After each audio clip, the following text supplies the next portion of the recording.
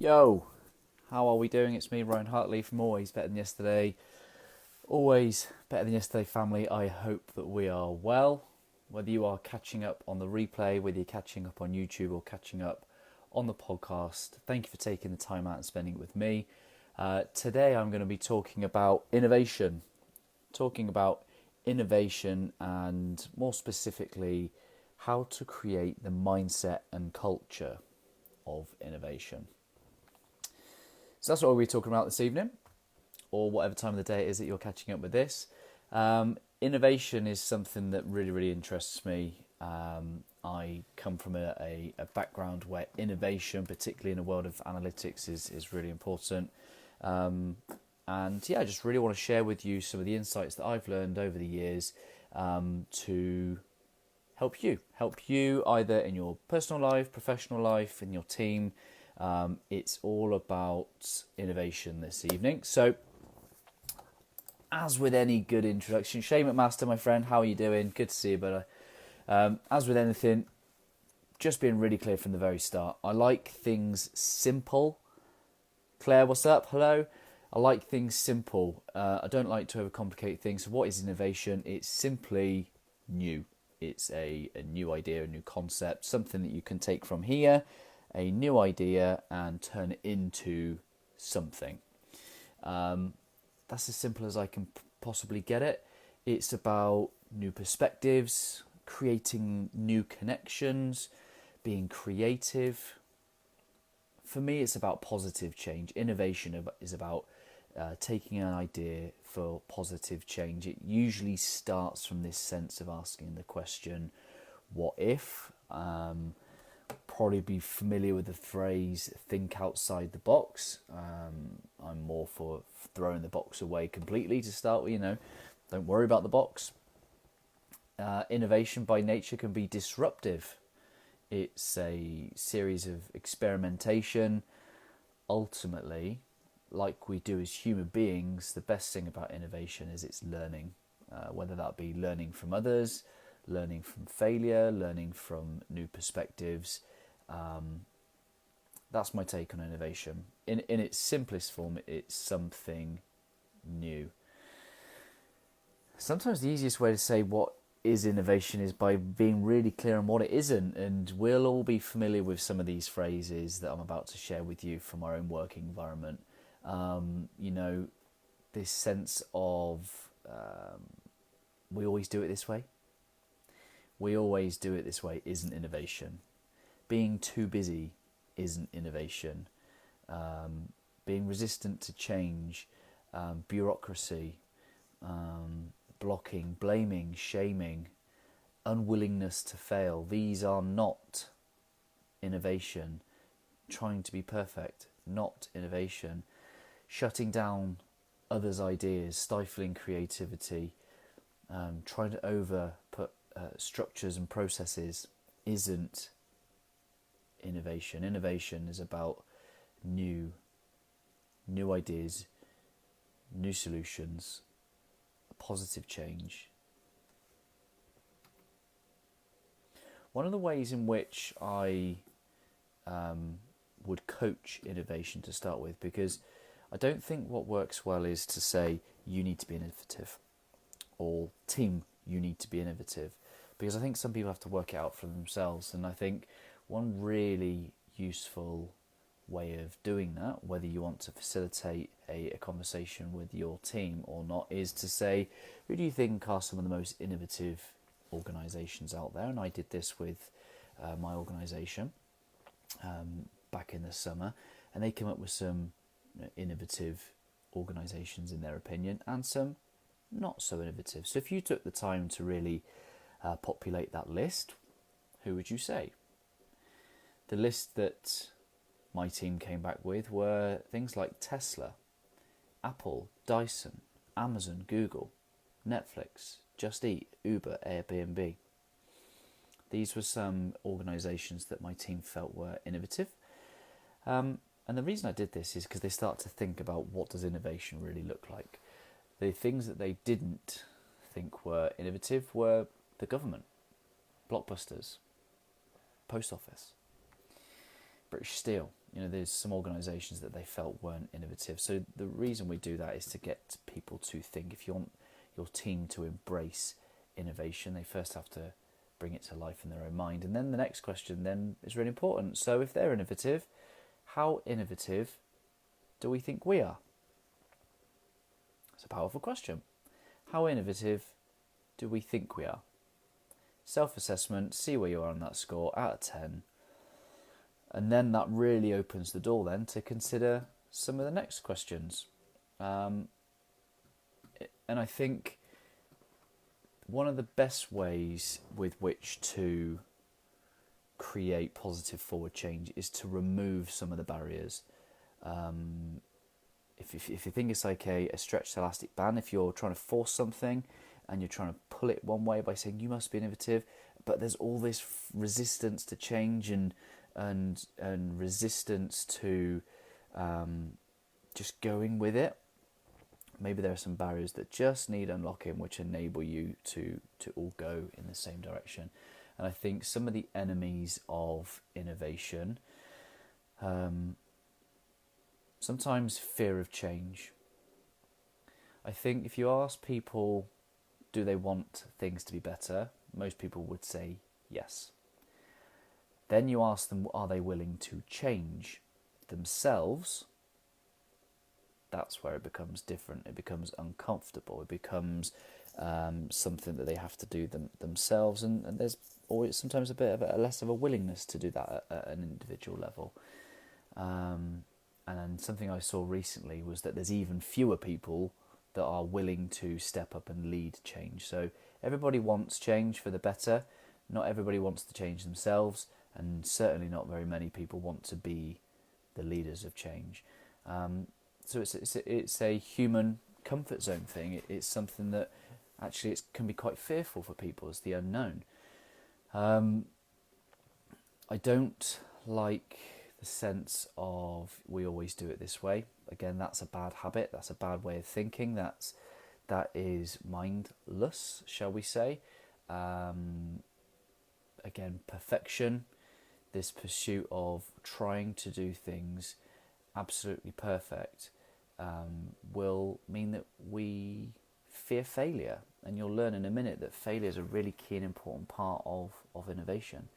Sometimes there's a lack of bravery and courage when it comes to criticism, fear of doing something new and different, because along with that can bring views of other people, criticism, blame. If something goes wrong and you get blamed or shamed for it, that's a very quick way to not make someone want to do that behaviour ever again. So blame and shame is certainly something you need to be mindful of when it comes to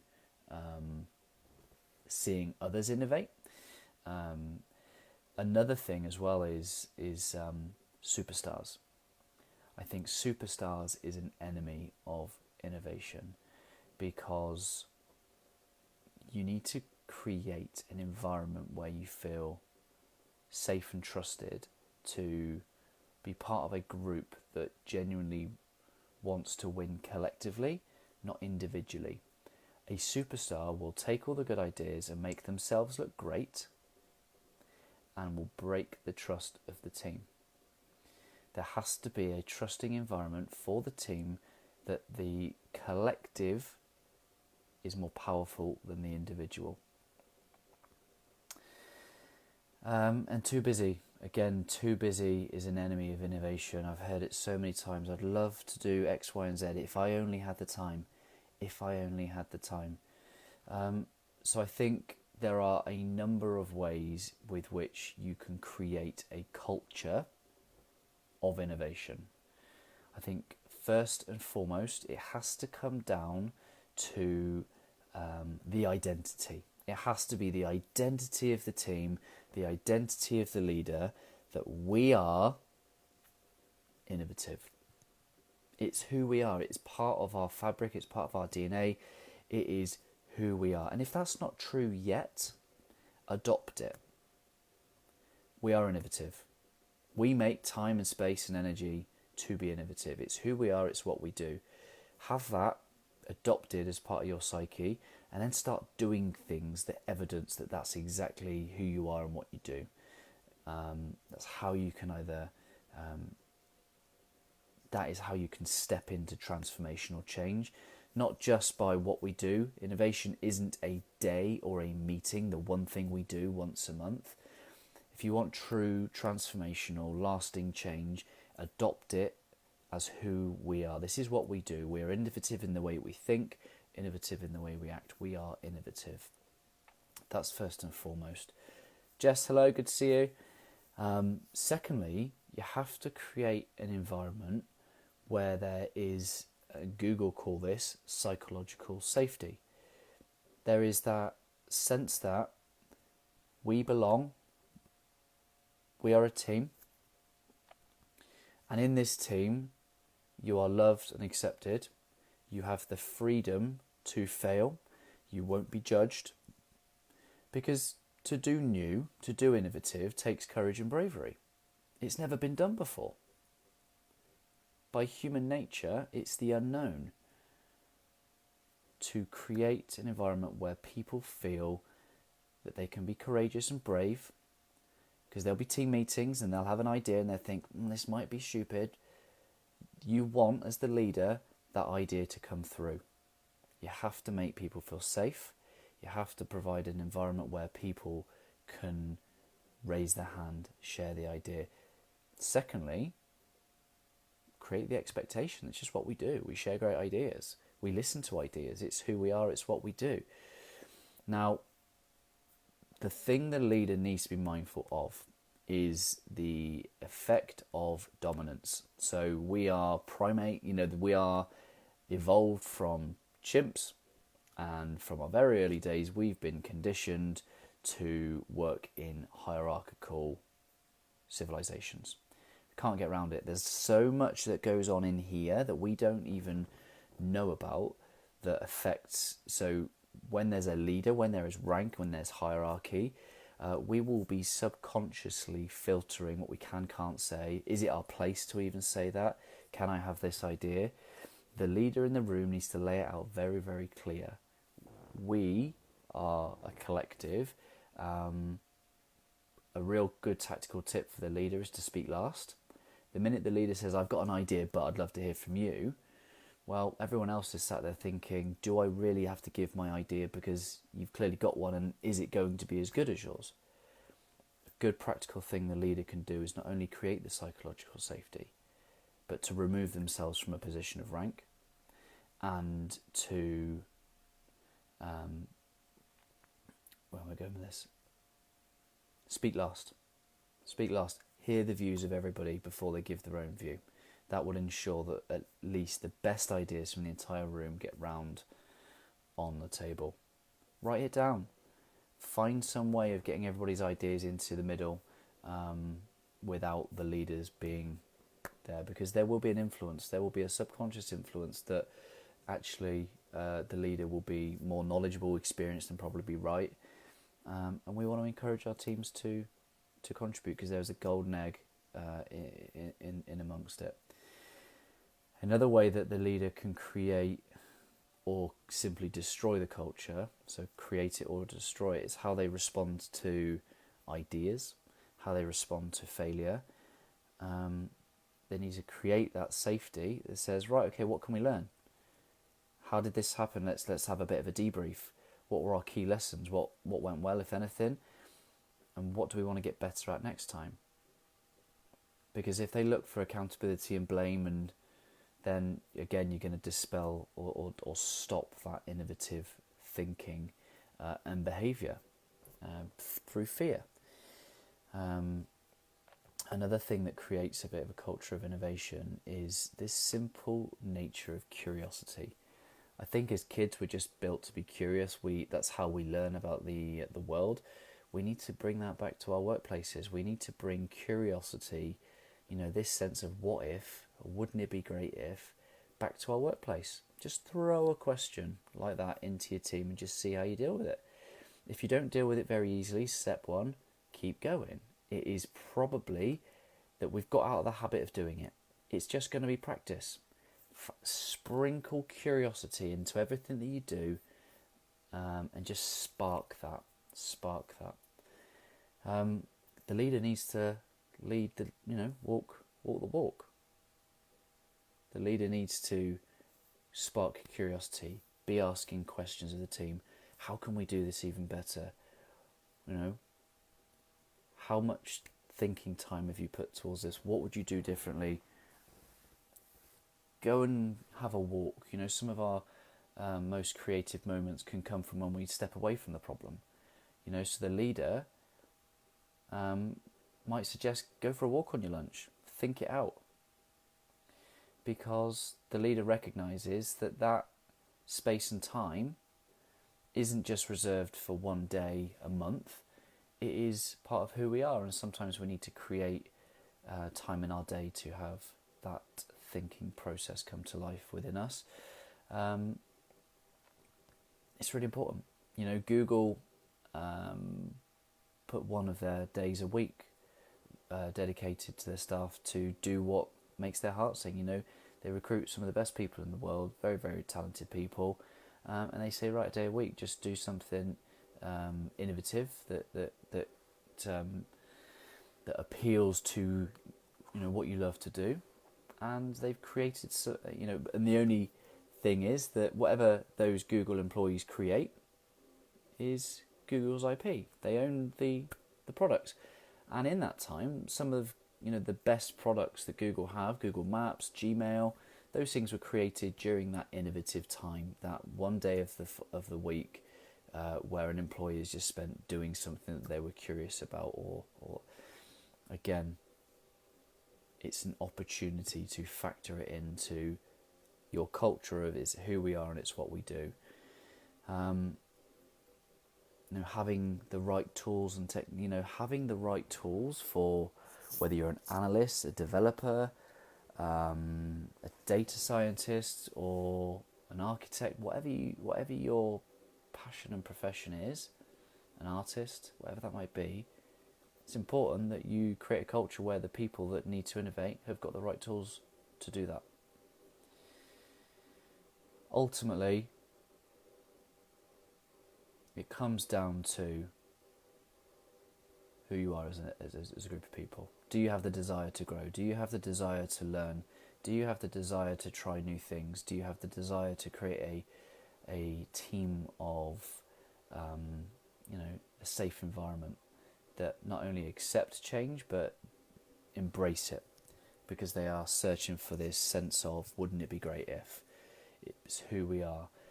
The other thing you can really do in a culture is to create diverse thinking. Now, one of the things I've heard from a book called Rebel Ideas by Matthew Syed, he talks about when you are dealing with complex problems, the trick isn't to try and understand the problem in more detail. It's to take a step back and look at the diverse thinking of your team. Do you have enough perspectives to look at the problem with? Because invariably we all create microcultures and we all have similar lenses. We see the world through similar lenses, and actually the good leaders will take a step back and go, right, I need different perspectives from, you might need a demographic perspective, so different ages, different generations. You might need different religions. You might need whatever that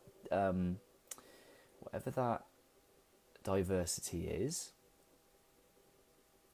Particularly from an innovation perspective, it is around diverse thinking, and that doesn't have to be just demographic.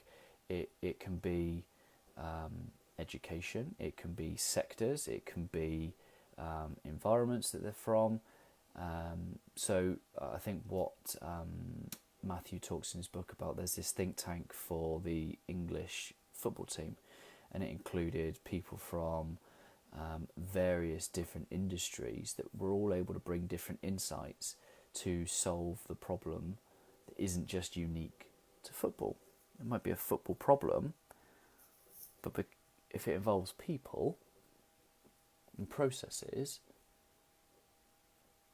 and planning, there's learning that you can take from all industries. in terms of focusing now on how to help individuals develop an innovative mindset, maybe you've got someone on your team, or maybe it's yourself that maybe isn't innovative by nature and would like to learn to be more innovative. Again, the innovation mindset is linked to, it's not just who we are, it's not just what we do, rather, it's who we are. And again, if you don't feel that right now, adopt it. I'm innovative. Because what you can then do is you can ask yourself this question: what would an innovative person do? What would an innovative person be thinking?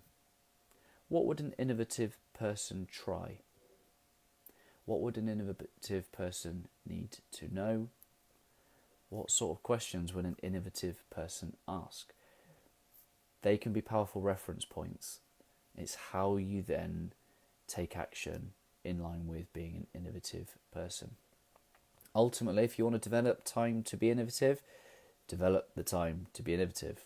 Find the time, make the time, make a conscious effort, carve some time out of your day, get some of that thinking space. It's practice. It's purely practice. Adopt this mindset.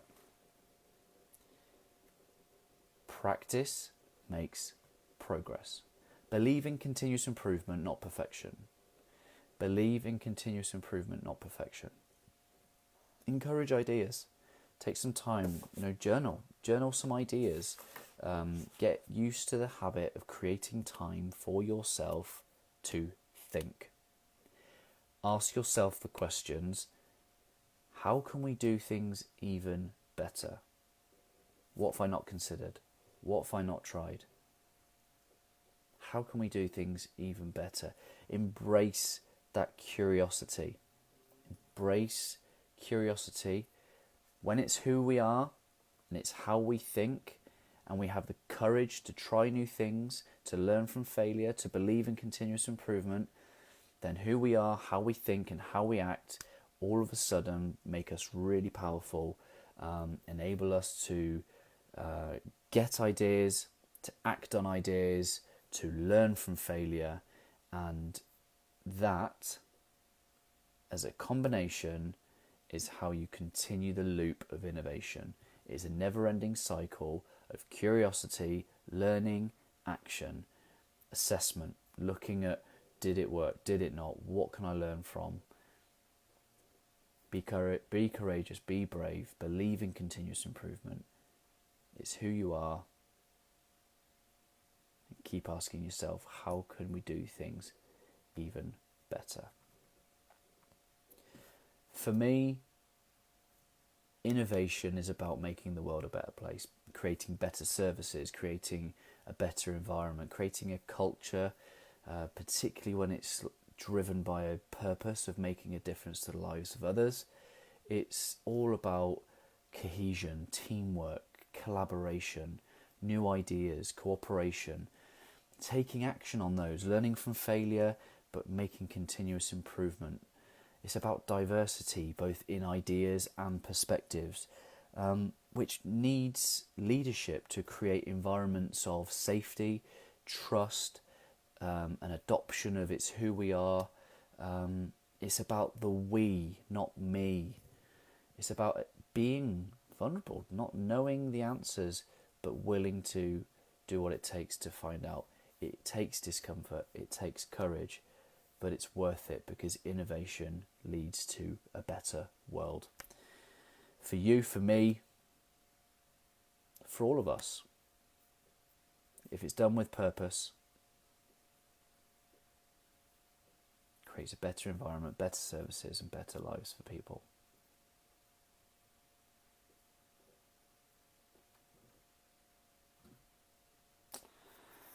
That is what I was prepared to share. If you have any questions, let me know. In terms of what you might want following this, I think, as a leader, you can simply ask your organisation, your teams, the very simple question of how can we develop a culture of innovation? And ultimately, the most important thing is what you're going to commit to. What will you prioritize? And taking action on that. If you want help facilitating your team through this process, again, removing yourself as the leader from the environment, and having you contribute as an equal team member, then get in touch. I'd love to come in and help facilitate some great discussions.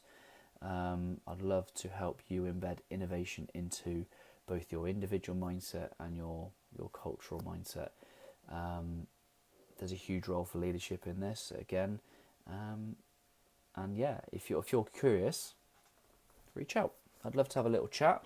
If you've caught up with this on YouTube or the podcast, and you've got questions, just email me at ryanbhartley@gmail.com.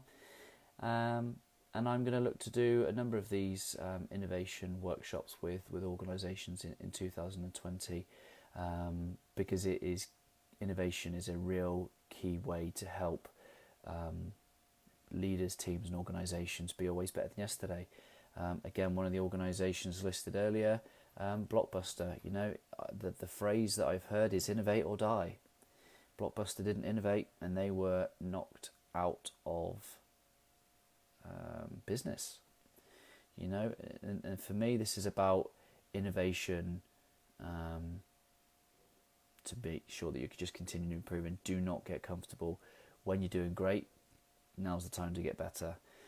And innovation as a culture and a mindset is a really great way to make sure that you have the resilience and the sustainability within your organisation.